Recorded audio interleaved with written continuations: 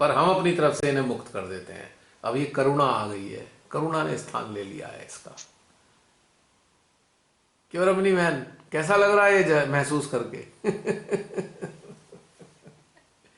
एक नजरिया डिफरेंट है ना, एक अलग नजरिया आ रहा है। जी, उसको महसूस कर रही हूँ साथ में। जैसे अपने बच्चों के प्रति करुणा होती है ना, अरे अरे बच्चे जरा खुश रहें, प्रसन्न रहें। अब अपने भीतर में जो संस्थान है वो भी बच्चे जैसे हो गए। इन जो भीतर में रहने वाले सारे संस्थान बच्चे जैसे हैं। चलो भाई, इनको भी जरा थोड़ा प्रसन्न कर देते हैं, खुश कर देते हैं इन्हें।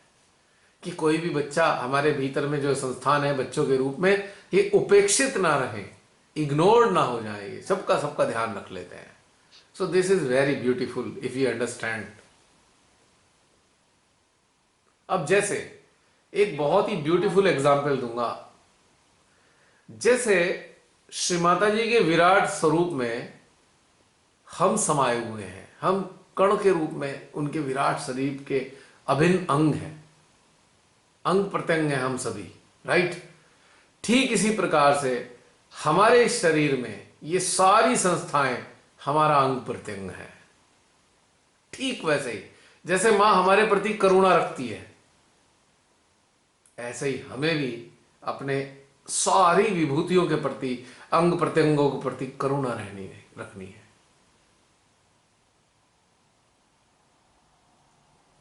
हम अरबों की संख्या में है, अरबों खरबों की संख्या में है हम शिवा के शरीर में, अरबों की संख्या में। लेकिन मां एक एक चेतना का ख्याल करती हैं। और हमारे शरीर में भी 33 करोड़ सेल हैं, 33 करोड़ देवी देवता हैं, ये सारे हमारे अंग प्रत्यंग हैं। तो हमें भी इनके प्रति वही करुणा रखनी है जैसे माँ हमारे प्रति करुणा रखती है। माँ किस प्रकार से करुणा रखती है, इस चीज को समझने के लिए हमें इस तरीके से समझना होगा। अपने समस्त विभूतियों के लिए, समस्त अंग प्रत्यंगों के लिए करुणामयी, बिल्कुल वही सिद्धांत, बहुत वही सुंदर। सिद्धांत। थोड़ी देर के लिए हम भी मान लें कि हमारा भी शरीर विराट है और इस विराट शरीर में 33 करोड़ सेल हमारे अंग प्रत्यंगों के रूप में मौजूद हैं। हमें इनके प्रति करुणा रखनी है, प्रेम रखना है, ये प्रसन्न रहें, इनको भोजन मिलता रहे, ये तंदुरुस्त रहें, ये बीमार ना पड़े और ये मुक्त हो जाए। हमारी माँ भी तो हमारे प्रति कहती है ना, अरे मेरे इन बच्चों की चेतना इतनी जागृत हो जाए, ये मुक्त अवस्था को प्राप्त हो। तो हम भी यही भाव रखें अपने इन अंग प्रत्यंगों के प्रति। इनके सारे देवी देवता जो इन सब सेल्स पर बैठे हैं, ये भी पुष्ट रहे और ये भी मुक्त हो जाए। तो ये समझ हमें अपने अंदर विकसित करनी होगी। ये बहुत ही विलक्षण समझ है। यदि ये विकसित हो जाती है तो हम स्वयं के अस्तित्व को एक नए नजरिए से देखेंगे और मां बनकर मातृत्व का भाव रखते हुए इनको हम पोषित करेंगे, समस्त चक्रों को पोषित करेंगे, समस्त सेल्स को पोषित करेंगे, समस्त देवी देवताओं के प्रति एक प्रेम भाव रखेंगे जैसे एक बच्चे के प्रति मां रखती है। ये हमारा वास्तविक अस्तित्व है। हमारा वास्तविक अस्तित्व यही है, बहुत सुंदर। मातृत्व वाला अस्तित्व है वास्तव में हमका, हमारा, हम सबका, हम सब जागृत चेतनाओं का, अगर हम समझें तो। हाँ प्रियंका, कुछ कहने के लिए आई थी, आ जाओ प्रियंका, सामने प्रकट हुई थी।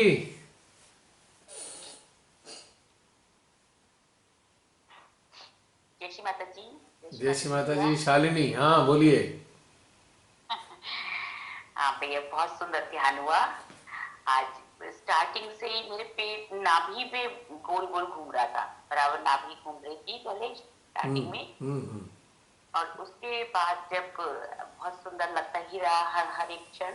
हम्म और जब आत्मा में परमात्मा को, परमपिता परमेश्वर को महसूस करने के लिए कहा, तो सहस्त्रार पे बहुत सुंदर ऊर्जा, ठंडक भी और गोल गोल घूम रहा था। और फिर श्री माता जी की भी उसमें, श्री माता जी के जब रूप में मतलब हमने अपनी आत्मा में महसूस किया श्री माता जी को, तो बहुत अच्छी फीलिंग आई। और फिर भी मतलब वही सहस्त्रार पे बराबर रोटेशन सहस्त्रार पे ही रही। बहुत अच्छा लगा भैया, बहुत सुंदर ध्यान हुआ। एक्चुअली क्या होता है कि हम सबकी अपने अपने स्तर हैं, हम सबके। तो जहां पे सबसे ज्यादा आवश्यकता होती है वहां पे सबसे ज्यादा प्रभाव अनुभव होता है प्रथम स्थिति में। फिर धीरे धीरे वो फिर उसमें विलय वाली अवस्था में ले जाते हैं फाइनली।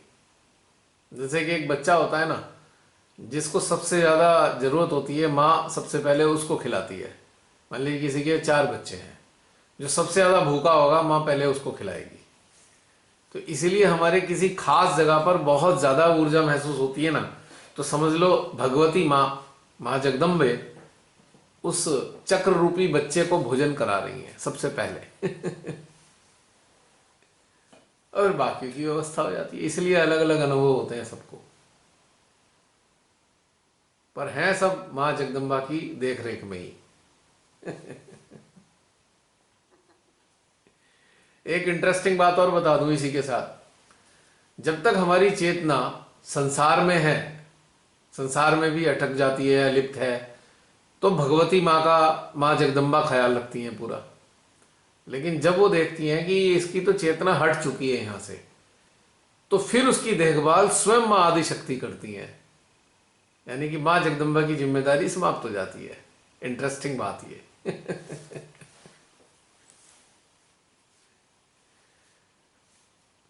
और जब माँ आदि शक्ति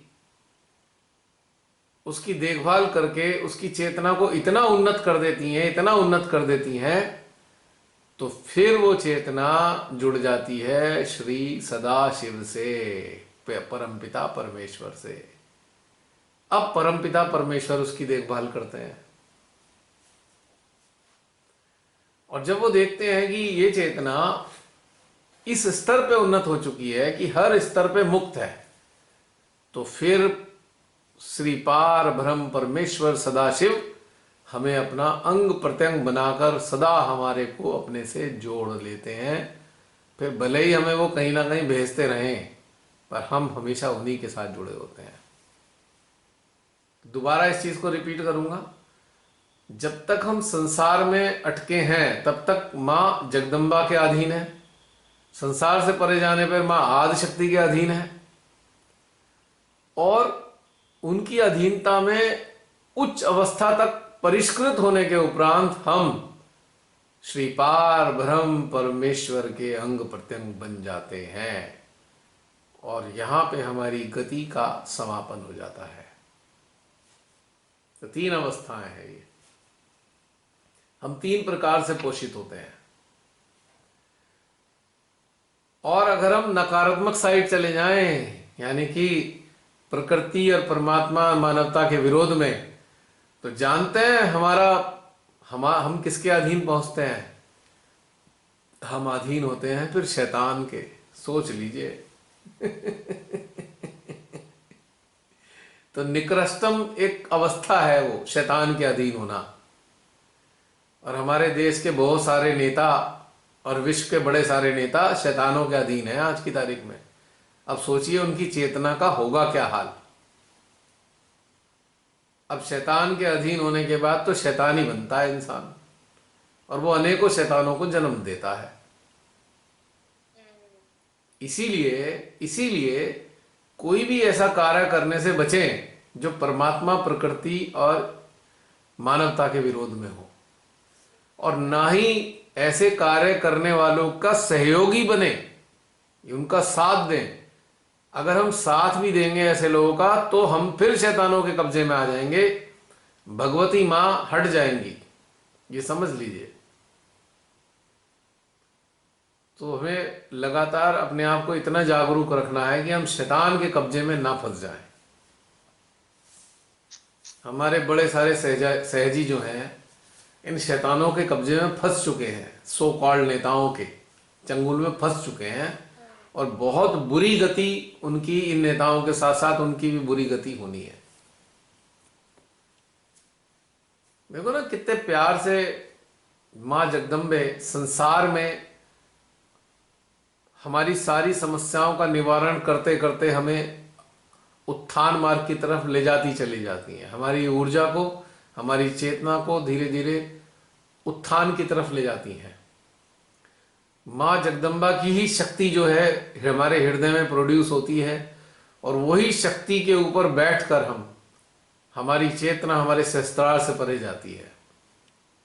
तो माँ जगदम्बा हमारे अंदर जो ये पड़ाव हैं उनको पूरा करने के लिए, उनसे बाहर निकालने के लिए हमारी पूरी मदद करती हैं।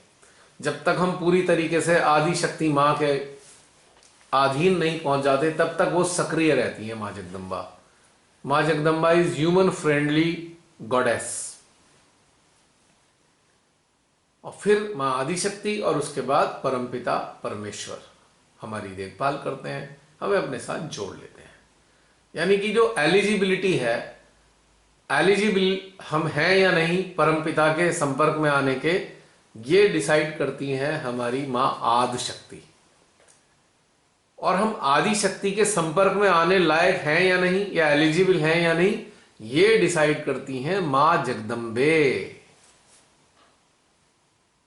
और माँ जगदम्बे तक ले जाने की जो प्रेरणा देती है वो देती है हमारी स्वयं की आत्मा। और आत्मा में जागृति लाने की जो प्रेरणा हमें प्राप्त होती है वो मिलती है हमें साक्षात अपनी स्वयं की मां कुंडलिनी से, जो स्पॉन्टेनियस फीलिंग देकर, प्रेरणा देकर हमें आत्मा की तरफ ले जाती है। और कुंडलिनी मां की सहायता लेने के लिए जो प्रेरणा देते हैं हमें, वो देते हैं साक्षात श्री गणेश, कि चल ध्यान कर, पूजा कर, मंदिर जा, ईश्वर का ध्यान कर। ये श्री गणेश जी प्रेरणा देते हैं। तो सोचिए कितनी सुंदर चेन हमारे अंदर है। सबसे पहला साथ देते हैं हमारा श्री गणेश, उसके बाद कुंडली मां, फिर हमारी आत्मा, फिर मां जगदम्बा, फिर मां आदिशक्ति, और फिर पारब्रह्म परमेश्वर। है ना कितना मजेदार खेल हमारे अंदर चलता है। इसीलिए श्री माता जी ने फंडामेंटल चीज बताई थी, बेटा अपने श्री गणेश को प्रसन्न रखना, क्योंकि यहीं से यात्रा शुरू होगी। क्योंकि श्री गणेश जी अगर प्रसन्न नहीं तो कुंडली मां हिलने की नहीं है, और आप उन तक बातचीत नहीं कर सकते, उनके संपर्क में नहीं आ सकते कुंडली मां के। अब श्री गणेश जी प्रसन्न होते हैं सीधे साधे स्वभाव वाले लोगों से, जो सरल हैं, सीधे सच्चे हैं, सादगी पसंद है, उनसे श्री गणेश जी प्रसन्न होते हैं। तो आज एक बहुत सुंदर सा रिविलेशन हुआ कि कौन कौन हमारी क्या क्या सहायता करता है। सो दिस इज रिविलेशन, अनावरण। हमारे अंदर ब्यूटी ब्यूटी है, बस हम पहचान नहीं पाते ना, और पहचान नहीं पाए। जब पहचाने तो लगा कि वाह हम तो बहुत ही खूबसूरत हैं, अंदर से इतना सब सुंदर है कि ऐसा जो स्वर्ग होता है वो हमारे अंदर ही है, बाहर तो कहीं नहीं है। तो प्रियंका, हाँ, जय श्री माता जी। जय श्री माता जी। हाँ अब बताओ, तुम प्रकट हुई थी कुछ कहने के लिए। हाँ, मैं प्रकट ही थी। बोलो बोलो बोलो। बहुत सुंदर सा ध्यान, बहुत सुंदर सा ध्यान हुआ। लक्ष्य विहीनता के बाद शून्यता ऐसी थी कि टाइम का पता ही नहीं चला। जैसे फिर से विलंब अवस्था बहुत सुंदर गुजरा। आज अगेन ध्यान में ऐसा हुआ कि टाइम काल रुक गया वजह से। आपको पता नहीं आपने ऐसे कैसे फील किया, ऐसा वाला फीलिंग मुझे आया था। ये वाली दूसरा परिधि बहुत सुंदर दिखा, जैसे भंवर होता है ना, समुद्र में आता है, वो वाली चीज देखी कि हम लोग वहां पे सिमरते सिमरते लास्ट में उस बूंद में समा गए हैं। पार ब्रह्म परमेश्वर का है, वो दिखा नहीं, महसूस किया। ऐसा ये वाली चीज है। इतना सारा सब छोटे छोटे तारे के समूह में आत्माएं और चेतनाएं हैं, और वो भी एक पॉइंट ऑफ लाइट है। वो पारब्रह्म परमेश्वर भी पॉइंट लाइट का है, और हम लोग सब उसमें समाहित होते जा रहे हैं। घूमते घूमते घूमते घूमते एक टाइम ऐसा आता है कि पूरा शून्य, सब खत्म, एक light, just point of light, वही बस। ये बहुत सुंदर था आज का। हमेशा अच्छा होता है, पर आज बिल्कुल अलग। आज थोड़ा सा लेवल थोड़ा सा और बढ़ गया। नहीं, हर बार ऐसा ये चेतना और आत्मा वाला बहुत सुंदर जा रहा है कंटिन्यूअस 3-4 एपिसोड से। अब जैसे वो ले जाना चाह रही हैं, अब ये तो अब ये इस स्तर के जो मेडिटेशन है, ये सीधे सीधे माँ आदि शक्ति के अधीन है, इससे नीचे के नहीं है। बिल्कुल। जब तक हम ये चक्र पकड़ के चक्कर में पड़े रहते हैं ना, तो फिर भगवती देख रही होती है इस चीज को, माँ जगदम्बा की भी। ठीक है, चलो भाई, चक्र मेरे अंडर में है, चलो ठीक है, चलो मैं तुम्हें इनसे पार लगा दूं। लेकिन चक्रों की फीलिंग बंद हो चुकी है, अभी ऐसा लग रहा है। इस स्तर की जो यंत्र में मेडिटेशन कभी भी करा रही है ना, अगर ये जो स्तर है, ये माँ आदि शक्ति स्वयं अपने अंडर में लेके करा रही हैं, ये समझ लीजिए। क्योंकि निखारना है ना, उन्हें निखारना है, परिष्कृत करना है, ताकि हम पिता के साथ, पिता के सामने जाने योग्य हो जाए। यहां उनका परिष्करण चल रहा है बहुत ब्यूटीफुल तरीके से। ऐसा महसूस होता है मुझे। आप लोगों को क्या महसूस होता है मुझे मालूम नहीं, बता दीजिए। मतलब हम लोग बहुत अलग, ट्रांसफॉर्मेशन की अनलिमिटेड ट्रांसफॉर्म, हम स्वयं को मैं आखिरी हाँ हाँ, क्या कह रहे हो प्रियंका? रमनी मैंने एक मिनट, प्रियंका कुछ कह रही है। हाँ खुद खुद में इतना चेंज है कि पूरा का पूरा अस्तित्व ही चेंज हो चुका है। बहुत आप जैसे ही आप कहीं भटकते हो, तुरंत चेतना और आत्मा पकड़ के आपको खींच के बिठा लेती है हृदय में। तो चीजें, छोटी छोटी चीजें गौर कर रही है अपने। और रिफ्लेक्शन जो है, वो चक्रों में फीलिंग बस तभी होता है जब कोई सामने से आ जाए और आप आपके यंत्र पे रिफ्लेक्ट होता है, बस उतना ही। और वो तुरंत तत्क्षण हृदय में चिप जाते ही समाप्त। कुछ भी नहीं, कोई भी पकड़, कुछ भी नहीं, ये सब बहुत पीछे छूटता जा रहा है, पकड़ वाला सब। इसे हम ये कहेंगे, छूट नहीं रहा, हम आगे बढ़ रहे हैं। हाँ, एफर्टलेस हो गया है। यस। हाँ रमनी बहन, अब बताइए आप। अगर जी रमनी बहन। भैया, आज के सेशन से ना मुझे श्री माता जी की का एक लेक्चर जो मैंने आज ही सुना, वो बताना चाहती हूँ। देखो, श्री माता जी कभी कहते हैं कि सामूहिकता में जाओ, कलेक्टिविटी अटेंड करो, सेमिनार्स अटेंड करो। आज जो मैंने सुना वो उसमें डिफरेंट था। उसमें श्री माता जी कहते हैं, मैं बहुत सारे सेजियों को देखती हूँ, वो सामूहिक ध्यान भी हर वीक जाते हैं, सारी ये सेमिनार्स भी अटेंड करते हैं, पर गहनता को कब पाओगे आप? गहनता को कब पाओगे? जो मैं चाहती हूँ कि तुम गहनता में उतरो। तो इससे मुझे ये याद है कि उस मतलब कि हम उस चीज को पा रहे हैं। मुझे लगा कि जैसे वो हमें बता रही हैं कि श्री माता जी कि अब वो जो बच्चे गहन जा रहे हैं, उन्हें और लोगों को भी गहनता में लेके जाना है। तो ये सेशंस वैसे ही है जो माँ चाहती थी, और आपने कहा ना कि ये उनकी देख रेख में ही सब हो रहा है। सचमुच ये उन्हीं की इच्छा से हो रहा है। और किसकी इच्छा हो सकती है भला? किसी में इतना सामर्थ्य है? हाँ, और शुद्ध इच्छा हम सारे जो कलेक्टिविटी है उन सब के भीतर हाँ, ऐसी इच्छा है। ये बात तो मैं मानता हूं कि जो इस यहाँ कलेक्टिव है, प्योरली यही डिजायर लेके जुड़ी है कि भाई हमें आगे बढ़ना है। ये सबसे खूबसूरत बात है। ये सबसे इससे अच्छी बात। पहले हमें पता नहीं था कि सब कुछ अंदर है, आ तो सब कुछ अंदर से ही रहा है ना, अंदर ही ब्रह्मांड है, सारी सृष्टि अंदर है, सारी कलेक्टिविटी अंदर है, सब कुछ अंदर से आ रहा है, प्रश्न भी अंदर से आ रहे हैं, उत्तर भी अंदर से आ रहे हैं, प्रॉब्लम भी अंदर है और सोल्यूशन भी अंदर से। कैसे ये सब चीजें अब हम इजीली हम देख पा रहे हैं, उनको हैंडल कर रहे हैं ना। ये बहुत खूबसूरत चीजें भी है, इन सेशन से हमें पता चली है, इस काबिल हो गए अब तो हम। इसीलिए भीतर की बातों को हमारे बहुत सारे संत सदगुरु हुए जिन्होंने भीतर की तरफ ही जाने की बात करी है, उन्होंने कुछ और नहीं बोला। उन्होंने कहा भाई सब कुछ भीतर है, भीतर में देख ले। और कोई भी संत या कोई भी सदगुरु किसी मंदिर में नहीं गया है, ना उसने कहा कि आप मंदिर जाओ। अब कबीरदास जी ने तो कह ही दिया था।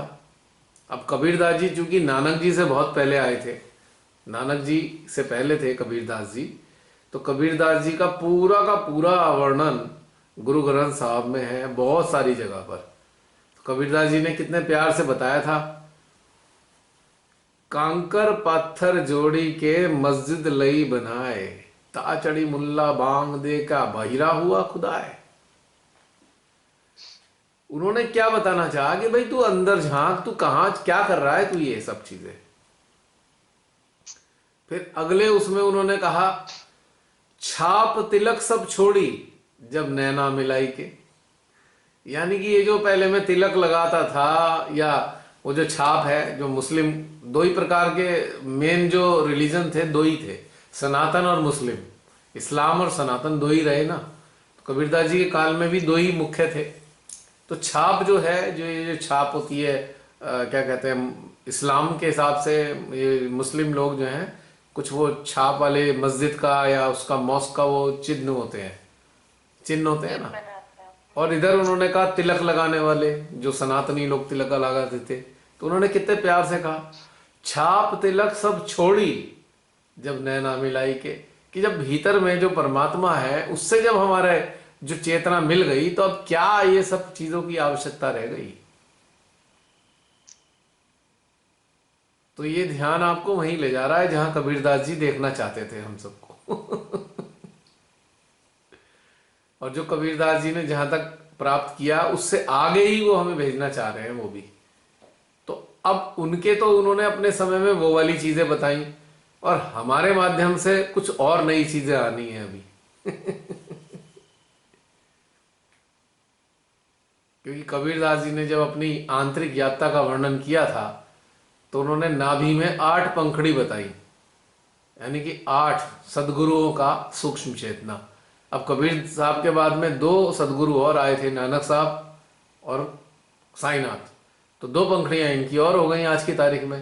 तो अब तो 10 पंखड़ी वाली कहानी है, तो उस जमाने में 8 पंखड़ी वाली कहानी थी नाभि के अंदर की। तो उन्होंने उस चीज का वर्णन किया। तो आज एक सेकेंड,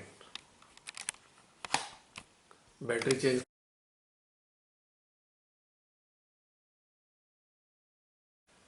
तो उसी कॉन्टेस्ट में आज के जो साधक साधिका हैं वो क्या बोलेंगे, जो अंदर से पाएंगे। तो उन्होंने तो कहा था छाप तिलक सब छोड़ दो। तो हम जैसे लोग क्या बोलने वाले हैं, अरे भाई चक्र नाड़ियां छोड़ दो, आगे का आनंद ले लो।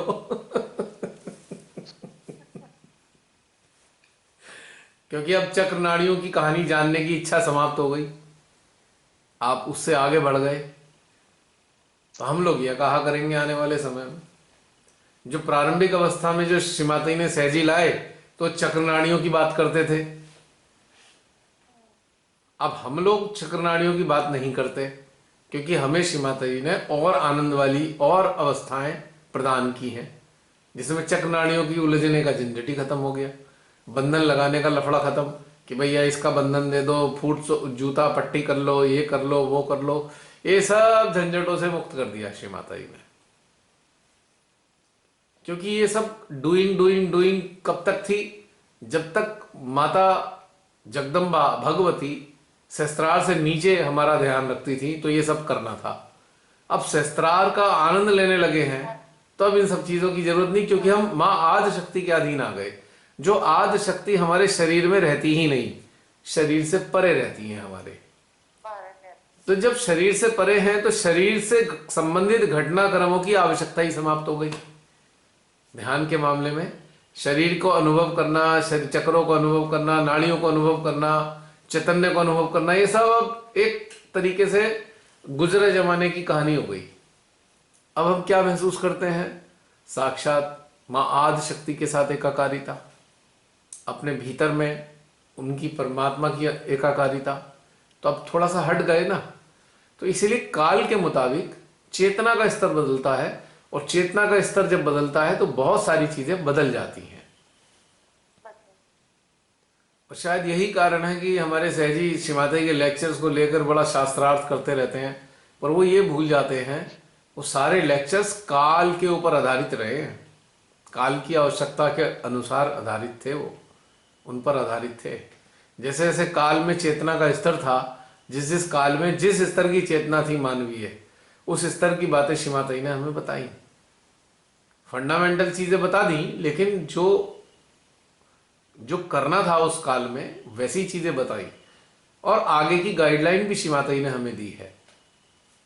और गाइडलाइन देकर छोड़ दिया इशारा करके कि बेटा यहां तक तो ये मैंने कह दिया, बता दिया, अब आगे तुम्हें खोजना है।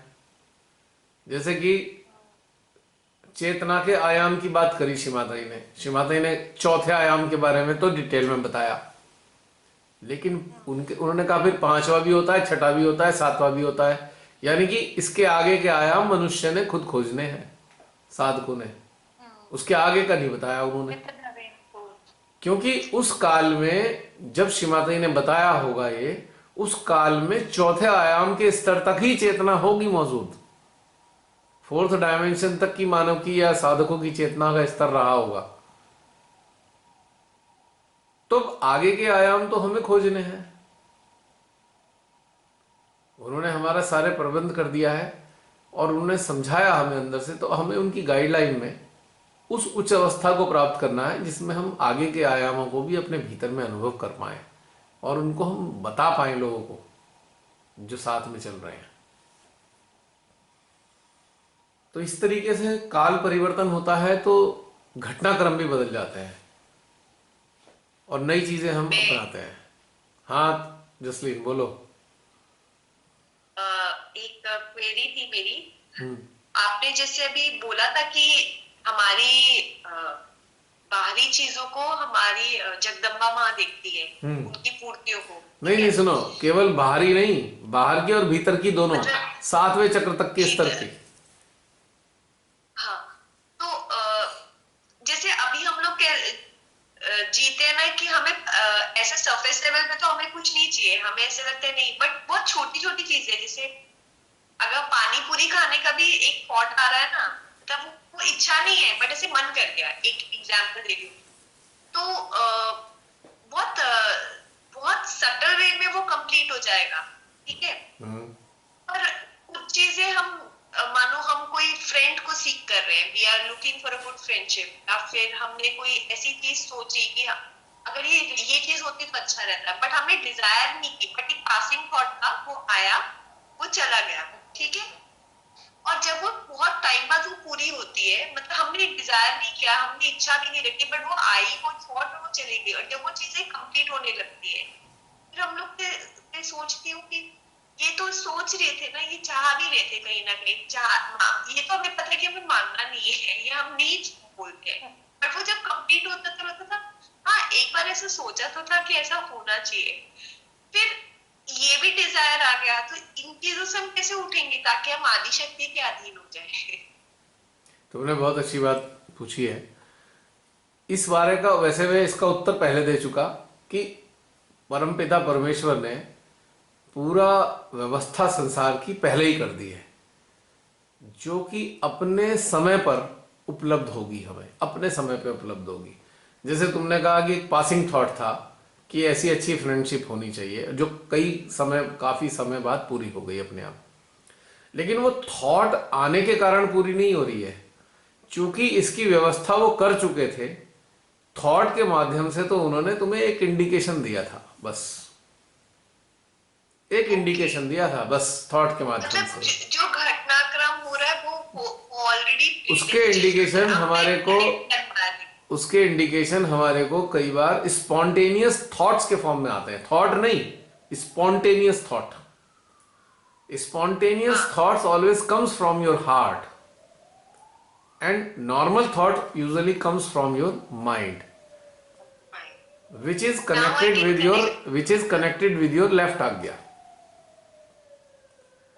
तो जो spontaneous thought आता है सडनली, वो एक प्रकार का उनका एक इंडिकेशन है जो आने वाले समय में घटनाक्रम घटित होगा। उन्होंने हल्का सा आपको एक इंडिकेट कर दिया, क्योंकि आपकी चेतना में 6 साल पहले एक रिक्वायरमेंट पैदा हुई, मान लो 10 साल पहले एक रिक्वायरमेंट पैदा हुई कि अच्छी फ्रेंडशिप होनी चाहिए, तो उस रिक्वायरमेंट को सेटिस्फाई करने के लिए उन्होंने इंडिकेशन के फॉर्म में थॉट दे दिया, जिसको पूरा होगा 5 साल 10 साल 8 साल बाद।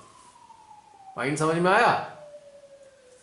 तो जो थॉट है, थॉट भी एक प्रकार से हमारी एक क्वेरी होती है या हमारी एक नीड होती है, उसको पूरा करता है हमारा थॉट। इंटरेस्टिंगली, मतलब बड़े विलक्षण बात है, इंटरेस्टिंग बात है कि थॉट भी हमारी किसी इच्छा को या किसी नीड को पूरा कर देता है कुछ समय के लिए।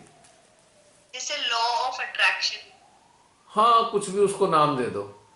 ये जो जैसे एक थॉट अब वो थॉट से कुछ घटनाक्रम को क्रिएट कर रहा है। जिसने ये किताब लिखी है ना, लॉ ऑफ अट्रैक्शन, उसने थोड़ा सा अपनी चेतना को और विकसित करना होता तो ये किताब ना लिखता वो। आधी चीजें पकड़ी, आधी रह गई हैं। अगर आप इस व्यवस्था को, ईश्वरीय व्यवस्था को समझ लो, तो ये वाली किताब कभी नहीं लिखोगे, कोई नहीं लिखेगा ये किताब, लॉ ऑफ अट्रैक्शन। उसके हिसाब से तो ये है कि जो आप सोच रहे हो ब्रह्मांड आपको वो दे रहा है, ऐसा नहीं है। ब्रह्मांड ने वो देना था, इसलिए वो थॉट दे रहा है। इसीलिए आप वो सोच रहे हो। यस। मैं एक छोटा सा एग्जांपल देती हूँ। This is not a law of attraction for me, this is a law of fixation, जो ऑलरेडी फिक्स कर रखा है उसने।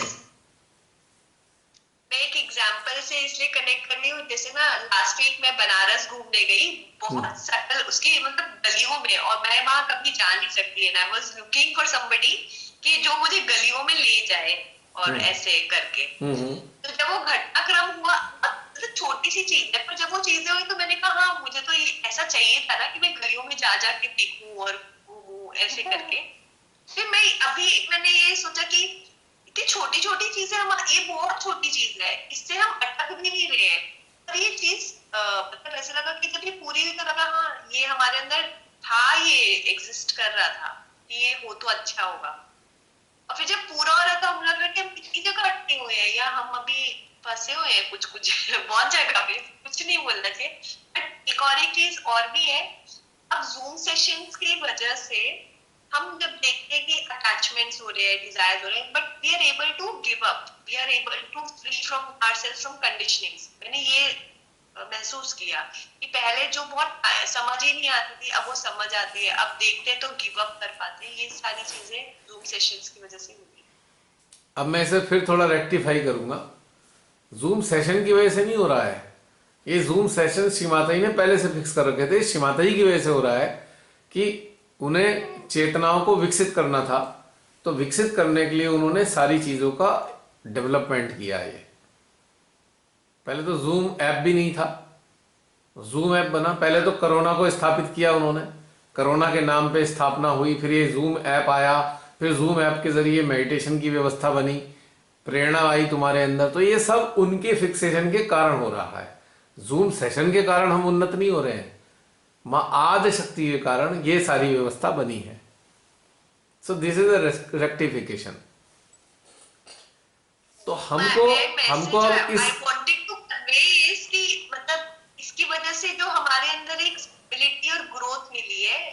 हाँ, apparently we can say कि through this session, with the help of this session, our awareness is getting developed या yes। लेकिन सारा घटनाक्रम तो उन्होंने पहले से ही फिक्स कर रखा है ना। अब कोरोना के नाम पे ये सारा काम होना मनुष्यों के बस के तो नहीं है ये काम। पूरे विश्व की धुरी को रोक दिया तो मनुष्य तो नहीं रोक सकता पूरे विश्व की धुरी को, ना किसी शैतान में इतनी ताकत है। ये तो वहां आज क्रिएटर में ही ताकत है। क्रिएटर जो है वही रोक सकती है पूरे विश्व की गति को। और बहाना बना दिया इनके षड्यंत्रों का। हम अपैरेंटली कहेंगे इन लोगों ने षड्यंत्र किए। अब षड्यंत्रों के प्रति हमारा कर्तव्य है कि षड्यंत्रों पे हम काम करें। भगवती मां आदि शक्ति ये भी चाहती है हमसे, खेल तो उन्होंने खेला है पर हमारी कर्तव्यशीलता वो देखना चाहती हैं कि हम क्या उनकी इस रचना के प्रति जागरूकता के साथ अपने कर्तव्य निभाना चाहते हैं या नहीं। ये खेल उन्हीं का है कोरोना, ये मैं जानता हूं अच्छी तरीके से, पर हमारा कंट्रीब्यूशन क्या है? अपने कर्तव्य का पालन करना। ऑनेस्टी के साथ हम अपने कर्तव्य का पालन कर रहे हैं। अटेंशन डालना है, श्री कल्कि की क्षत्रिय कार्य करना है, श्री महाकाली से कहना है, वो सब उन्होंने पहले से ही समझा रखा है। खेल उनका है पूरा। और अब इसी खेल के दौरान ये जूम सेशंस की स्थापना हुई है, क्योंकि आम जीवन में ये हो नहीं सकता था। जैसा जीवन इससे पहले चल रहा था, आम जीवन में इसकी कोई गुंजाइश नहीं थी। लेकिन एक विशेष समय आया, उस काल में ये वाली सामूहिकताओं का व्यवस्था बनी और क्या कहते हैं वर्टिकल ग्रोथ की उन्होंने व्यवस्था की है। उन्होंने देखा कि उन्हें पता था पहले कि मैक्सिमम जो लोग हैं वो वर्टिकल ग्रोथ से जी चुराते हैं, वर्टिकल ग्रोथ से जी चुराते हैं। क्योंकि वर्टिकल ग्रोथ में कोई आइडेंटिटी नहीं मिलती, वर्टिकल ग्रोथ में कोई पहचान नहीं बनती सबके सामने, वर्टिकल ग्रोथ में कोई महान नहीं बन सकता अपने काम दिखा दिखा के। ये लालच है ना कि हम सबके सामने पॉपुलर हो जाएं, हम ये भाग भाग के बहुत सारा काम करें, हम ये दें और वो दें, हम ऐसे ऐसे बढ़िया बढ़िया लेक्चर दें या बड़ी बड़ी सामूहिकताओं को एड्रेस करें। तो एक ग्रीड है, ये ग्रीड। तो अगर वर्टिकल ग्रोथ का नंबर आता है तो लोग बचते हैं, मतलब किसी तरह बचना चाहते हैं कि नहीं नहीं नहीं भाई छोड़ो, हम कुछ और कर लें, क्योंकि इसमें अपना मन तन सब कुछ मारना पड़ता है। अपने आप को फेस नहीं कर सकते। वर्टिकल ग्रोथ में अपना सामना करना होता है, अपनी एक एक खराबी का सामना करना होता है, अपनी एक एक कमजोरी का सामना करना होता है, अपनी एक एक अतृप्त इच्छाओं का सामना करना होता है। तो सामना नहीं करना चाहते मनुष्य, इसलिए हॉरिजॉन्टल ग्रोथ की तरफ भाग जाते हैं ऐसे जी, उसी में सारा अपनी पूरी जान लगा देते हैं, क्योंकि उसके लिए उन्हें बाहर से करना है, भीतर के अंदर वाली चीजों को खाली रखना है, मतलब छूते तक नहीं। They do not touch their internal system. बहुत बढ़िया भजन गा देंगे, भांगड़ा हो जाएगा, उस पर डांस हो जाएगा, थिरक लेंगे, बहुत सारा सहज का काम कर देंगे, सारी दुनिया देखेगी, प्रशंसा मिलेगी, है ना। और मीडिया में जाके पहचान बनाएंगे, 10-20 चैनल पे जाके हम बात कर लेंगे या हम अपनी शक्ल दिखा देंगे चैनल पे, हम भी बहुत बड़े आध्यात्मिक इंसान है जी, फला हमें जानते हैं, हमें सारी दुनिया जानती है जी। ये एक बीमारी, मानसिक हॉरिजॉन्टल ग्रोथ का हिस्सा। लेकिन वर्टिकल ग्रोथ तो श्री माता जी को तो पहले से ही पता था कि वर्टिकल ग्रोथ के प्रति सहजी जागरूक नहीं होंगे, तो उन्होंने खेल खेल लिया, कोरोना नाम का खेल खेला। और इसकी जगह फिर उन्होंने इस कोरोना को काल को उपयुक्त बनाने के लिए, उसका यूटिलाइजेशन करने के लिए जूम ऐप का निर्माण भी करा दिया, फिर उसे पॉपुलर भी करा दिया। So this is the story behind the scene. तो हम सब लोग श्री माता जी की वजह से इस ऐप का इस्तेमाल करते हुए उन्नत हो रहे हैं।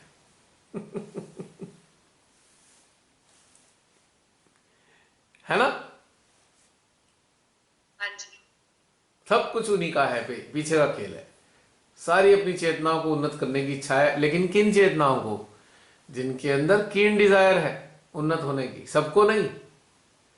उनकी तो इच्छा सबको थी, पर कुछ लोगों ने तो बिल्कुल इच्छा ही नहीं दिखाई कि हम उन्नत होना चाहते हैं। हॉरिजॉन्टल ग्रोथ में ही फंसे रह गए, हॉरिजॉन्टल चक्कर में ही अटके रह गए ना, असंतुष्ट हो गए। सबसे घातक चीज क्या है? हॉरिजॉन्टल ग्रोथ के चलते संतुष्ट हो जाना, हम बहुत काम करते हैं, ये संतुष्टि जो है ना, ये बहुत डेंजरस है। और वर्टिकल ग्रोथ की खूबी क्या है? वर्टिकल ग्रोथ में साधक साधिका कभी संतुष्ट हो ही नहीं सकते। हर बार उन्हें लगेगा हर सेशन के बाद, व्हाट इज नेक्स्ट, अगला क्या होगा। और हॉरिजॉन्टल ग्रोथ में क्या है, सबको पता ही है क्या क्या होना है, और सारी दुनिया में पहचान बनानी है। पहचाना जाते हैं तो आदमी संतुष्ट हो जाता है। अरे तू बहुत भगवान का काम कर रहा है, तू तो श्री माता जी का बहुत काम कर रहा है भाई। ये एक बड़ा मजा आता है ना, इसलिए इंसान अब सेंटर भी भाग भाग के जाएंगे, 100 लोगों के सामने अपनी शक्ल दिखाएंगे, 500 लोगों के सामने अपनी आइडेंटिटी बनाएंगे। आहा, वहां फला ने ध्यान कराया, वाह वाह वाह, वो फला बड़ा अच्छा भजन गाया जी। ये एक पहचान बन रही है ना, और इससे एक संतुष्टि पैदा हो रही है कि हम सारी दुनिया में जाने जाते हैं, हम बहुत काम करते हैं जी, हमने तो 1 लाख लोगों को रिलेशन दे दिया अभी तक। एक संतुष्टि आ गई, और यही संतुष्टि वर्टिकल ग्रोथ के लिए पॉइजन है। This is a poison for the vertical growth. और वर्टिकल ग्रोथ से ही कल्याण होना है। हॉरिजॉन्टल ग्रोथ से तो आपको चलिए ठीक है, आपका मन भी लग जाएगा, लोगों की कुंडलियां उठेंगी, कुंडलियां आपको आशीर्वादित करेंगी, तो एक सपोर्ट है। हॉरिजॉन्टल ग्रोथ, वर्टिकल ग्रोथ की सपोर्ट तो है, पर कोई हॉरिजॉन्टल ग्रोथ में ही अटक जाए और वर्टिकल ग्रोथ की तरफ ना जाए तो हॉरिजॉन्टल ग्रोथ का भी कोई मायने नहीं रह जाता। ये कहने का मतलब है मेरा। हमारे शरीर में 3 नाड़ियां दी हैं। 3 नाड़ियां क्या है? बिजली के 3 तार, एक ठंडा, एक गर्म, एक अर्थ का। तीनों का अपना उपयोगिता है। अगर ठंडा तार हटा दिया जाए तो भी करंट नहीं बहेगा, गर्म तार हटा देंगे तो भी करंट नहीं बहेगा, और अगर अर्थ का तार हटा देंगे तो करंट तो बहेगा पर झटके बहुत लगेंगे। तो वर्टिकल ग्रोथ और हॉरिजॉन्टल ग्रोथ का मतलब क्या है? 3 प्रकार की ग्रोथ हो गई। एक हॉरिजॉन्टल ग्रोथ हो गई क्रियाओं के जरिए, भागा दौड़ी, ये वो फला, ये पिंगला नाड़ी का कार्य हो गया। और एक ग्रोथ है भजन के माध्यम से, कंसंट्रेट कर रहे हैं, एकाग्रता पैदा करते हैं हम भजनों के माध्यम से, तो ये ईड़ा नाड़ी का कार्य हो गया। और जो वर्टिकल ग्रोथ है वो है सुषुम्ना का, जहां भजन और क्रिया दोनों एकाकार हो जाएं, यहां से वर्टिकल ग्रोथ शुरू होती है। यानी कि भजनों के प्रति आसक्ति ना रहे और भाग दौड़ करके सहज का कार्य करने के लिए ललक ना रहे, मतलब ज्यादा मैं यहां बोल रहा हूं अतिशयता में। तो यहां आके दोनों चीजें मिलती हैं और तब मनुष्य की चेतना के अंदर आता है गहनता प्राप्त करनी है। तो ये 3 प्रकार के उत्थान हमारे साथ में एकाकार होने के लिए है।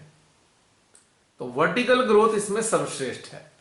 अब ईड़ा पिंगला हमारे लेफ्ट और राइट आज्ञा में जाकर बंद हो जाती है, समाप्त हो जाती है, लेकिन सुषुम्ना तो पार ब्रह्म परमेश्वर तक ले जाने वाली नाड़ी है। तो हमारे संत भी सदा हाथ जोड़ जोड़ के बताते थे, हम जो है मध्य मार्गी हैं, हमें मध्य मार्ग पे जाना है। तो लेफ्ट और राइट में अतिश्रेयता आ जाती है कि या तो इधर झुक गए या उधर झुक गए, लेकिन बीच में संतुलन है, और जब संतुलन में आते हैं तभी हमारा उत्थान होता है। तो श्री माता जी ने वर्टिकल ग्रोथ देने के लिए सारा ये कोरोना का खेल दिया। और बहुत प्रसन्नता की बात है कि अनेकों साधक साधिका उन्नत हो रहे हैं, अनेकों, पूरे विश्व में। बहुत खुशी की बात है। हाँ, लेकिन वर्टिकल ग्रोथ में उन्नत होने वालों की संख्या बहुत कम है, ना के बराबर है। अब जो ऑनलाइन सेशन भी चल रहे हैं ना, वो ऑनलाइन क्या हुए, वो तो फिर वही वाले हो गए, जो सेंटर में हो रहा था वो ऑनलाइन हो रहा है। उसमें कोई वर्टिकल ग्रोथ वाली कहानी कहीं नजर आती नहीं है। उसमें भी एक प्रकार की सब चीज यही है ना, बैलेंस भी करो। अब मैंने कई देख लिया, उसमें सब में ये कहते हैं नाड़ी बैलेंस कर लो, ये बैलेंस कर लो, वो बैलेंस, मतलब करना करना करना करना ही है सारे में। होना होना होना होने में स्थित होना था हमें, उसका आनंद लेने में। तो ये एक आवश्यक चीज़ है। अब जो इस वीडियो के माध्यम से आप सब लोग सुन रहे हैं, तो मेरा आप सब के से ये निवेदन है, विनम्र प्रार्थना है कि आप सब लोग जो भी कुछ कर रहे हैं उसके साथ साथ वर्टिकल ग्रोथ की तरफ भी उन्नत होइए, क्योंकि उसके बिना पार नहीं लग पाएगा कोई भी। कुंडली सातों चक्रों को पार करके सहस्त्रार पे तो पहुंच गई है, पर अभी हम कुंडली के पार होने से हम पार नहीं हुए हैं। हम जब पार होंगे, जब हम इन कर्म कांड से, इन करने वाली सारी चीजों से ऊपर उठेंगे, यानी कि माँ आदि शक्ति के पूरी तरह माँ आदि शक्ति के अधीन हो जाएंगे। जब हम किसी प्रकार की क्रियाओं व्रियाओं के चक्रों से ऊपर उठेंगे, तब जाकर हमारी ग्रोथ होगी। यदि आप में से जो सुन रहे हैं वीडियो देखते हुए आपको थोड़ा खराब लग रहा है मेरी बातें, तो निश्चित रूप से अगर आपको खराब लग रहा है तो अपने हृदय में अंदर उतर कर देखिएगा, ये बातें खराब नहीं, आपके हित की हैं। क्योंकि खराब इसलिए लग रहा है कि जो आज तक आप करते आए हैं, बैलेंसिंग ये सब चीजें, वो उस काल में आवश्यक तो थी, पर आज खाली इसी के अगर आप होके रह गए हैं, इसलिए आपको ये खराब लग रहा है। तो आप सबको अगर अंदर से ये इच्छा प्रकट करनी है कि हमें उत्थान चाहिए, तो आपको वर्टिकल ग्रोथ की तरफ आना होगा और अपने आप को पूरी तरह माँ आदि शक्ति को समर्पित कर देना होगा, तब जाकर उत्थान होगा। निश्चित रूप से होगा, आजमा के देख सकते हैं आप। तो ये है बात असली। और बताइए, बहुत सुंदर बात। बहुत सारी कहानियां निकल आई। कहानियां निकलती है, सुनने में भी सुंदर होती है, फिर से ध्यान होता है। इन कहानियों में भी ध्यान नहीं रहता है, चूंकि कहानियां ही ध्यान की हैं। तो जसलीन, उत्तर मिल गए? हाँ जी, हाँ जी। और बताइए, और किसी का कोई प्रश्न उत्तर, कोई बातें कहनी सुननी, एक्सपीरियंस हो तो बताओ। अगर समाप्त हो गया है तो फिर आज के इस चरण को समाप्त करें। यदि कुछ रह गया है तो आइए, स्वागत है बातचीत करने के लिए। जय श्री माता जी भैया। जय श्री माता जी।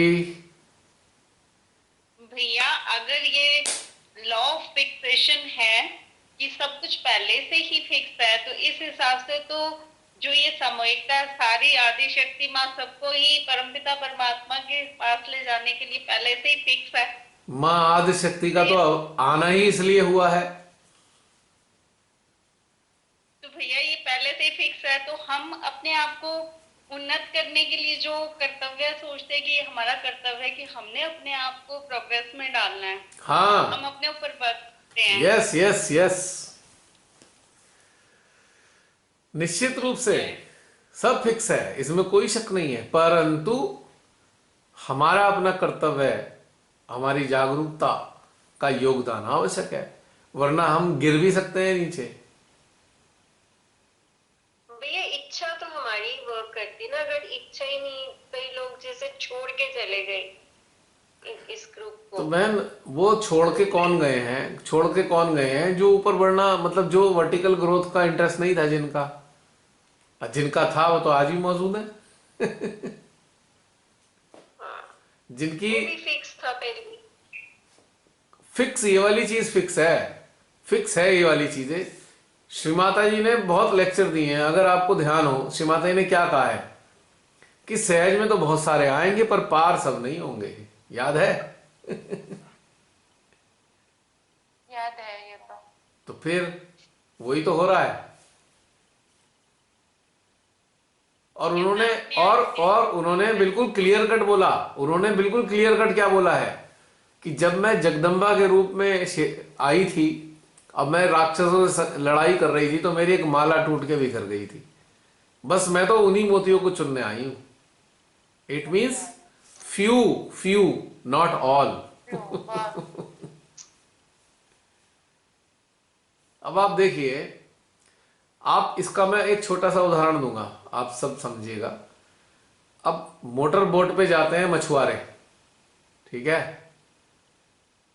बहुत बड़ा जाल डालते हैं, बहुत बड़ा जाल डालते हैं उसमें। और उस जाल, कई बार तो ऐसा होता है 200-200 मीटर का, 300-300 मीटर का जाल होता है वो। पता लगता है करोड़ों की संख्या में, लाखों करोड़ों की संख्या में मछलियां आ जाती हैं, पर मछलियों के साथ में कूड़ा करकट भी आता है। तो जाल को खींचकर वो बोट पर मछलियों को रख लेते हैं और कूड़े को फेंक देते हैं। तो यही वाला सिद्धांत इस पे भी लागू होता है। सहजयोग रूपी जो जाल है वो उन मछलियों को पकड़ने के लिए डाला गया है, सहजयोग रूपी जाल, जिनको उत्थान पाना है। लेकिन उसके साथ बहुत सारा कबाड़ भी तो आ रहा है। कबाड़ का मतलब है ऐसे अनुपयोगी लोग जिनको उत्थान के लिए वो डेस्टाइंड नहीं है, तो फिर वो बाहर डाल दिए जाते हैं। तो बहन, उत्तर मिल गया आपको मेरी बात का? कहाँ गई बहन जी हमारी? और भी आपसे कुछ पूछना था जी। कि जैसे मैं स्टार्टिंग से आई थी विल हंटर्स में, हाँ हाँ। तो पहले मैं फील नहीं कर पाती थी हार्ट में एनर्जी को। तो धीरे धीरे जब आपने बताया कि सांस को रोक के और हार्ट पे अटेंशन डालने से ये एनर्जी नीचे आना स्टार्ट होती है, हाँ तो हाँ। भैया मैंने वो काम किया। आज मुझे वो एनर्जी फील होती है हार्ट पे, हाँ हाँ। लेकिन मैं आज भी अपने आप को अपनी आत्मा से जुड़ा महसूस नहीं कर पा रही हूँ। कोई बात नहीं, एक एक करके होना है ना काम। माँ जगदम्बा ही जोड़ने की मदद करेंगी ना आपको आत्मा से। कुंडली माँ भी मदद करेंगी, आत्मा भी करेगी हमारी खुद। कुछ आत्मा करेगी, कुछ कुंडली माँ करेंगी, कुछ भगवती माँ करेंगी। आप इसकी चिंता मत कीजिए, आप बस शांत होकर अपना कर्तव्य पालन करते जाइए। एक दिन आप मेरे से यहाँ सबसे यही बता रही होंगी, अब तो मेरी आत्मा का अनुभव होने लगा है मुझे। पता है, मैं आपको बता दूं, ये प्रक्रिया का हिस्सा है। अगर आपको चुना गया है मां के द्वारा, तो वहीं तक पहुंचाने के लिए चुना गया है। लेकिन हमें कर्तव्यशील रहना है कि हमें जो करना है ना, ध्यान से संबंधित पूरा दिल लगा के करना है। जितना हमें समझ आए, कितना समझना है इसकी कोई थ्योरी नहीं है। इसका केवल एक ही चीज है, जितना हमें समझ आए वो दिल लगा के करना है, बस एक ही सिद्धांत है इसका। तो आपको हैरानी होगी, वहीं पहुंचेंगे, वही सारी चीजों प्राप्त होनी है, निश्चित रूप से होनी है। कोई मतलब आश्चर्य की बात नहीं है ये। अब आपने देखे हैं बड़े बड़े शिप, देखे हैं आपने, कई कई सौ मीटर के शिप होते हैं, 300-300 मीटर के शिप होते हैं, है ना। और उसमें मान लीजिए 2000 लोग मौजूद हैं शिप पे। तो कोई तो पहले वाले कोने पे होगा और कोई लास्ट वाले कोने पे होगा, और उस पहले कोने से लास्ट वाले कोने तक का जो डिस्टेंस है वो कवर होना है, और कवर होने में लिए समय लगता है।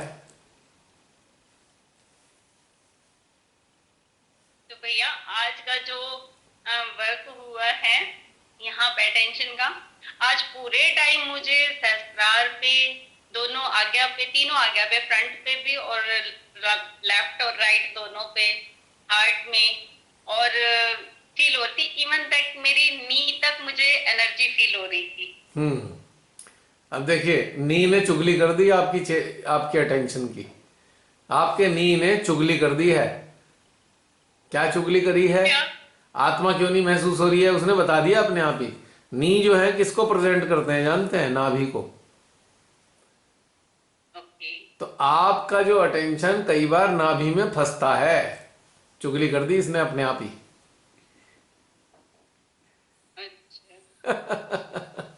यानी कि आत्मा को अनुभव करने में कुछ समय है।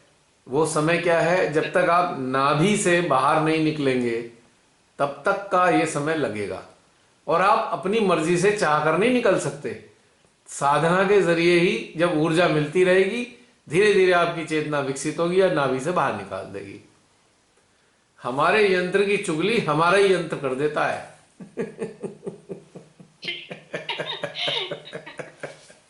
एक्चुअली आज कहीं मेरे मन में एक प्रश्न भी था भैया कि मैं आपसे पूछूं कि मेरी चेतना अटकी कहाँ हुई है कि मैं अभी तक अपनी आत्मा से कनेक्ट नहीं हो पा रही। तो बता दिया ना उसने, दोनों घुटनों में लाकर।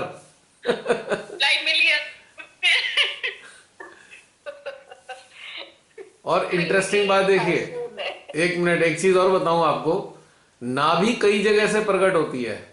दोनों कोहनियों से होती है, दोनों जो कोहनियां हैं वो भी नाभि को प्रकट करती हैं, दोनों अंगूठे कोहनी को करते हैं, दोनों नी हमारे नाभि को करते हैं, और डायरेक्ट हमारे चक्रों पे नाभि पे हैं ही, और एक कपाल के ऊपर भी हैं। तो सबके अलग अलग मतलब होते हैं, थोड़ा थोड़ा इंडिकेशन का अलग मतलब होता है। अन्य मैं लेफ्ट कोहनी पे भी महसूस कर पा रही थी। हाँ क्योंकि मुझे और कुछ समझ में नहीं आता ना जब भैया, तो हाँ। मैं सहस्त्रार और हार्ट तक ही कनेक्ट रह के सारा मतलब जो अटेंड करती हूँ वही बेस्ट है। जो श्रीमान, देखिए यही दोनों बेस्ट हैं, क्योंकि हमारा कल्याण करने के लिए दो ही जो देवियां हैं, महादेवियां, इन्हीं की हमें जरूरत है वास्तव में। इसीलिए हृदय और सहस्त्रार से कनेक्टेड रहना ही चाहिए। धीरे धीरे हमारे अंदर की जरूरत है ये पूरी कर देंगी माँ भगवती। अभी इंडिकेशन तुम्हारे नाभि में क्यों आए जानते हो? माँ भगवती ने आपकी नाभि की रिक्वायरमेंट को ऊर्जा से भरने की कोशिश की है।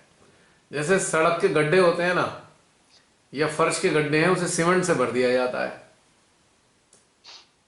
तो माँ भगवती ने चैतन्य, अपनी ऊर्जा के चैतन्य से, ऊर्जा रूपी चैतन्य से आपके नाभि को, नाभि की उसको पूरा करने की, मतलब एक तरीके से ना, जिसे कहते हैं ना अर्ज जो होती है हमारे अंदर, उसको पूर्ति करने की व्यवस्था कर रही है। वो अपने आप कर रही है।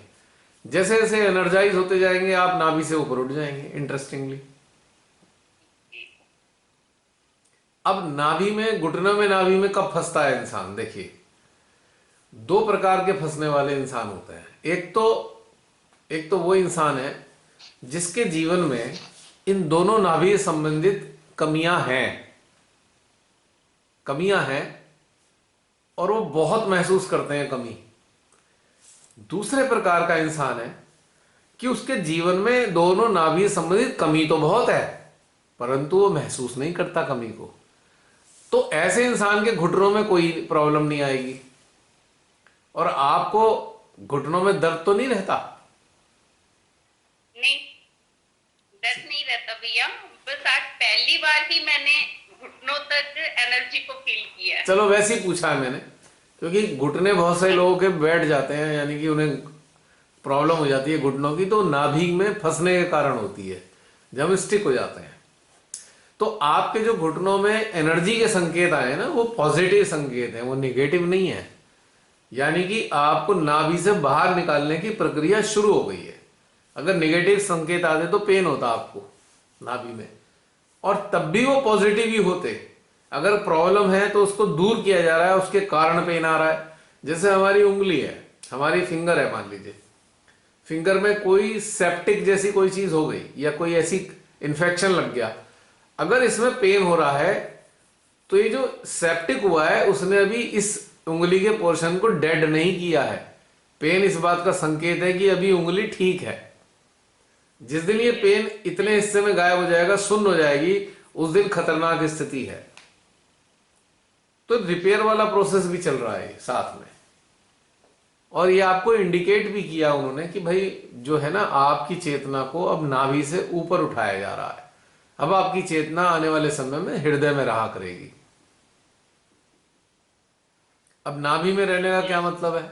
नाभि में रहने का मतलब ये होता है कि डोमेस्टिक साइड से हम कोई कमी महसूस करें, और राइट साइड की जो नाभि का कमी होती है कि हम सुख सुविधा, आर्थिक रूप से कमी को महसूस करें, तो हमारी दोनों नाभियां पकड़ती हैं, क्योंकि हम उसे कमी मान रहे हैं। क्योंकि जो चीज पकड़ती क्यों है, पकड़ने के पीछे भी एक कारण है, क्योंकि हम संसार में जब आए हैं तो परमेश्वर की इच्छा से आए हैं और हमारे मुताबिक उन्होंने व्यवस्था की है, किंतु हम अन्यों को देखकर तुलनात्मक आधार पर अपनी कमी को महसूस कर रहे हैं। जो भी चीज उन्होंने हमें दी है वो हमारे हिसाब से तो ठीक है, पर अन्यों की तुलना के हिसाब से जब हम कमी को महसूस करते हैं तब जाकर नाभि पकड़ती है। पॉइंट समझ में आ रहा है? It is because of comparison, it is because of comparison, otherwise there is no problem of नाभि।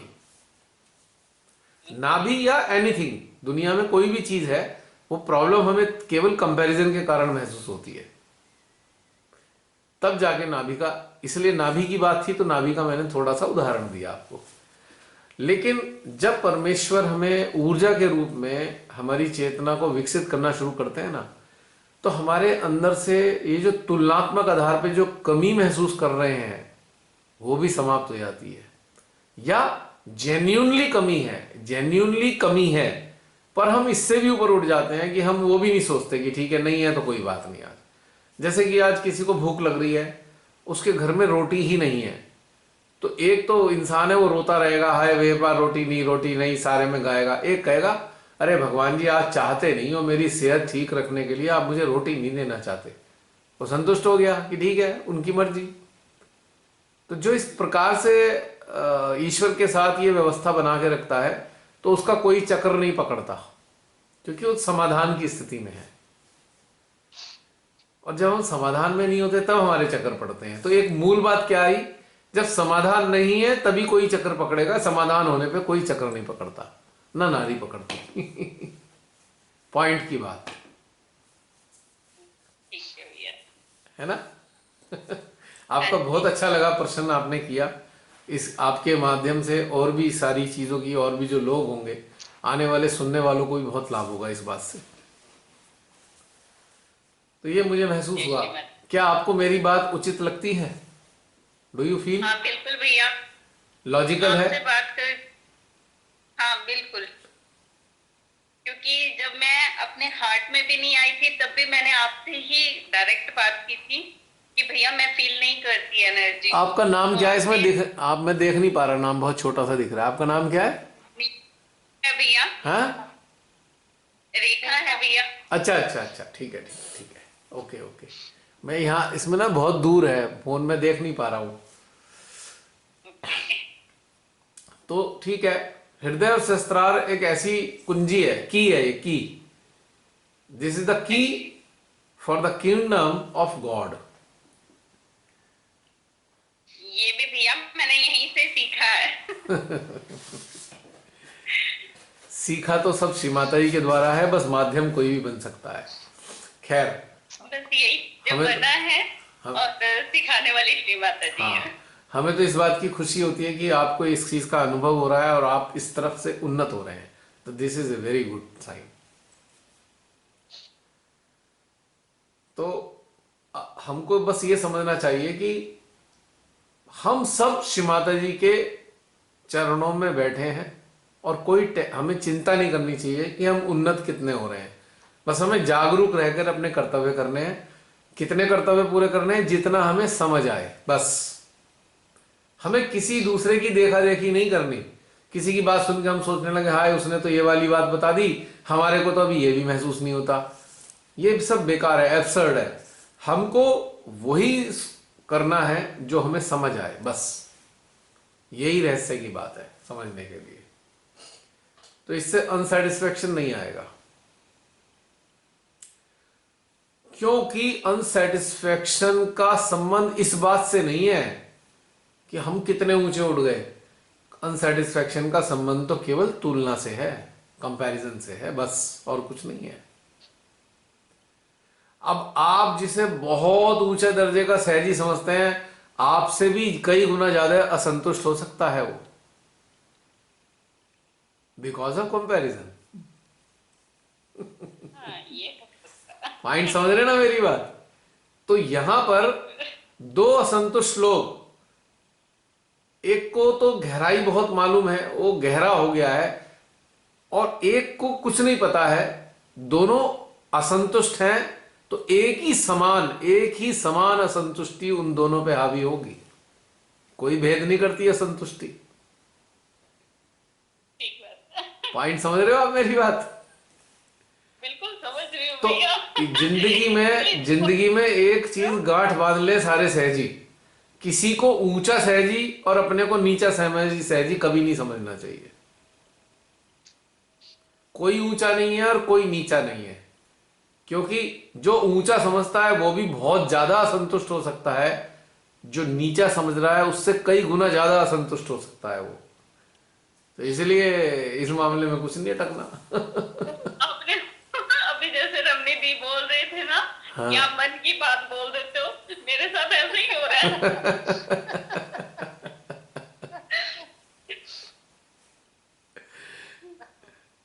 तो खुश रहना चाहिए। क्वालिटी है वो पढ़ लेते हैं, हमारा हार्ट रीड कर लेते हैं।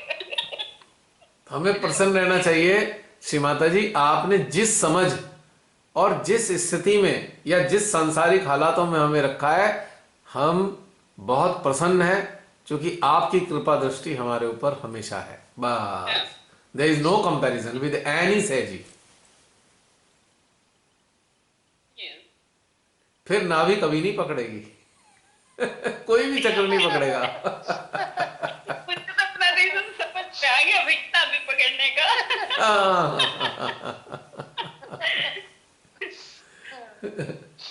अब हमारी रमनी बहन भी बड़ी, अभी हमारी रमनी बहन भी कई बार चिंतित हो जाती हैं, भैया ग्रोथ कैसे होगी, हम वहां तक पहुंचेंगे नहीं।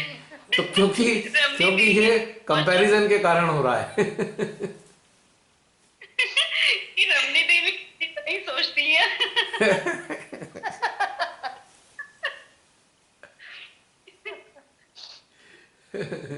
मेरे से भी बहुत सारे सहजी जो है ना इस वाले सेशन के, कई बार फोन करके कहेंगे हम तो कहीं स्टैंड ही नहीं करते, सब इतनी अच्छी स्थिति में, हम तो कहीं है ही नहीं।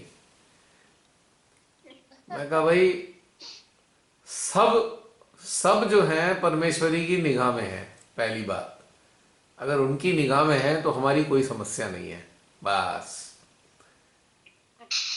मैं तो कहता हूँ श्री माता जी, आपकी समस्या है, आप ठीक करो, हमें क्या पता कहाँ ठीक होना है। भाई हमें कितना ठीक होना है हमें तो मालूम ही नहीं, आप ही ठीक करो हमें। बस किंतु परंतु छोड़कर हम केवल अपना कर्तव्य पालन करेंगे। गहन उतरने का कर्तव्य जो है वो भी हम समय निकाल के करेंगे। सुबह से रात तक चिंतन करने का जो कर्तव्य है वो भी हम करेंगे। बाकी आप जानो, हमारी ग्रोथ आपके हाथ में है। और हम अपनी ग्रोथ के लिए बिल्कुल भी चिंतित नहीं है, क्योंकि हमें खुद ही नहीं मालूम हमारी कितनी ग्रोथ होगी, आप करोगे कितने नहीं करोगे, हमें क्या मालूम। यही तो मैं आपको कह रही थी भैया, ये परमेश्वरी ने जब पहले से ही फिक्स कर रखा है तो मैं बीच बीच में टेंशन क्यों ले लेती हूँ। कंपैरिजन के कारण, दो कारण से इंसान को हमेशा दो कारण से तकलीफ होती है। पहली तकलीफ, जब वो अपने कर्तव्य पालन नहीं करता तो अंदर अंदर उसके अंदर गिल्ट कॉन्शियस आता है कि तूने अपना कर्तव्य पालन नहीं किया। और दूसरी तकलीफ होती है दूसरों से कंपैरिजन करने के कारण। तो एक काम छोड़ना है और एक काम अपनाना है। तो पहला काम क्या है, अपने कर्तव्य पालन करने का, और छोड़ना क्या है, दूसरों से कंपैरिजन करने का। That's all, finish. और एक इंटरेस्टिंग बात है, आपको कुछ भी नहीं पता, कुछ भी नहीं आता, यदि आप ईमानदारी से अपने कर्तव्य पालन करते हैं तो तब भी आपका कोई चक्र नहीं पकड़ेगा। यह भी एक खास बात है। बताइए क्यों नहीं पकड़ेगा। पकड़ता वो महसूस तो नहीं करती, लेकिन बस ये चिंता रहती कि माँ मेरी ग्रोथ कब होगी, मैं भी सबके साथ कैसे फील करूं, जैसे ये आनंद पा रहे मेरे को कब आएगा। ये कंपैरिजन आ गया ना यहाँ आपको। तो आप देखिए, अब जैसे क्रूज होता है ना, जैसे क्रूज होता है, शिप होता है क्रूज, उसपे 2000 लोग सवार हैं। पहले शिप का ही उदाहरण दिया, दोबारा उसको दूंगा। अब उसमें जो क्रूज में है ना, अलग अलग क्षेत्रों के लोग हैं, हो सकता है अलग अलग कंट्री के लोग हों, तो अलग अलग कंट्री के लोगों का खान पान भी अलग होता है। तो उनके जो शेफ होते हैं वो कई प्रकार के खाने बनाने में एक्सपर्ट होते हैं, और वो हर प्रकार का खाना वहां पे उपलब्ध कराते हैं। तो सब अपने अपने मतलब का खाना खा लेते हैं। तो ऐसे ही श्री माता जी एक प्रकार से शेफ की तरह जिस साधक को जिस चीज की जरूरत होती है, जिस प्रकार के भोजन की जरूरत है, वो भोजन दे देती हैं। इसलिए कंपैरिजन का कोई पॉइंट नहीं है। मुझे लौकी खानी है, आपको गोभी खानी है, किसी को बैगन खाना है, किसी को मक्की खानी है, तो उपलब्ध करा देंगी ना। अब मक्की और बैगन, अगर मक्की और बैगन आपस में कंपैरिजन करें तो कोई बात तो बनती नहीं। दोनों की अलग अलग प्रॉपर्टीज हैं, अलग अलग उसके फायदे हैं। और अलग अलग रिक्वायरमेंट है दोनों की। तो इसलिए कंपैरिजन का उत्थान मार्ग में कोई स्थान नहीं है, बिल्कुल भी स्थान नहीं है। कर्तव्य की प्रधानता होनी चाहिए। कर्तव्य सांसारिक जीवन के लिए भी बहुत महत्वपूर्ण है और आध्यात्मिक जीवन के लिए भी कर्तव्य बहुत महत्वपूर्ण है, और दोनों ही प्रकार के कर्तव्य हमें ईमानदारी से पूरे करने चाहिए, विदाउट एनी हेजिटेशन।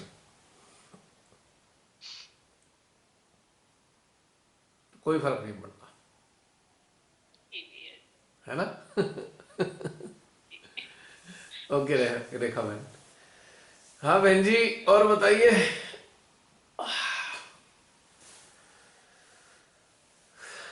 समापन समारोह होए या अभी कुछ रह गया है? अब बहुत अच्छा करा बहन आपने ये सारी बातें बताई। फोन की बैटरी चले गई पूरी। किनकी? मेरे फोन। अच्छा, आपकी। ओके, नहीं, अब चलना चाहिए मेरे ख्याल। चलना चाहिए भाई, आप लोगों पे निर्भर करता है। अब देखो ना बहन, जो वर्कशॉप थे, जो वैसे वर्कशॉप रहे हमारे, तो उसमें सबकी इच्छा रहती थी तो 2-2:30 बजे 3 बजे तक भी बैठते थे सब लोग। सबके अंदर अगर जिज्ञासा रहती थी तो ऐसे ही यहाँ पे भी ऐसे ही है, ये भी वर्कशॉप ही है। बस हम वर्चुअली कनेक्टेड हैं। अब हम वर्चुअल लेवल पे, डिजिटल लेवल पे कलेक्टिव हैं। वहाँ पे हम मैनुअल लेवल पे, जो हम फिजिकल लेवल पे एग्जिस्ट करते थे, वहाँ पे मैनुअल उपस्थित थे हम लोग। दोनों में कोई डिफरेंस नहीं है, there is no difference at all, एक ही चीज है। उसमें भी हमारी चेतना कनेक्ट होती थी एक दूसरे से, कुंडलियां कनेक्ट होती थी, हार्ट कनेक्ट होते थे, इसमें भी है। सो this is also same collective, वही कलेक्टिव है। बस इसमें एक आपको सुविधा है कि आप अपने स्थान से भी कनेक्ट हो सकते हैं। ना बाहर से आना ना जाना। उसका अलग मजा है, इसका अलग मजा है। उसकी अलग सुविधा है, इसकी अलग सुविधा है। There is no comparison at all, पर रिजल्ट दोनों के एक से आएंगे। है ना? चलिए समाप्त करें।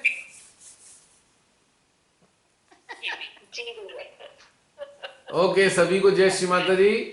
और श्री माता जी से प्रार्थना है आप सबके यंत्रों को उस उच्चतम अवस्था तक उन्नत करें श्री माता जी, ताकि श्री सदाशिव के श्री चरणों में, उनके हृदय में रहने का सौभाग्य प्राप्त हो आप सबको। आमीन। जय श्री माता जी। जय श्री माता जी।